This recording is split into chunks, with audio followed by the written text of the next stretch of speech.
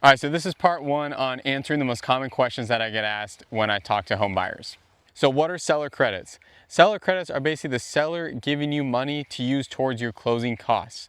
For some loan programs, you can go up to 6% of the purchase price towards your closing costs from the seller. Let's say with the seller credits, you get an inspection on the home and the inspection needs a certain amount of work. Well, you can negotiate the seller to give you a credit to offset some of your closing costs in the amount of that work required. Next would be, what's an appraisal for? An appraisal is for the lender to determine the value of the home.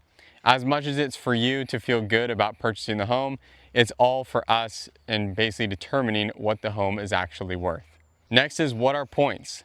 Points are basically something you can think of as upfront interest you pay for a given interest rate. The upfront interest required to be paid at closing for the 6% interest rate would be higher than the 6.5% interest rate, purely from the fact that the interest rate is lower. Therefore, that would be an increase in points or more points paid at closing for the lower interest rate. Next is, how much money do I have to put down to purchase a home?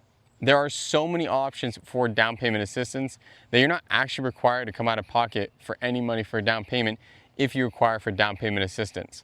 However, most people I'm helping right now are putting about 3.5% down to 5% down of the purchase price. So far different than the standard needing to put 20% down.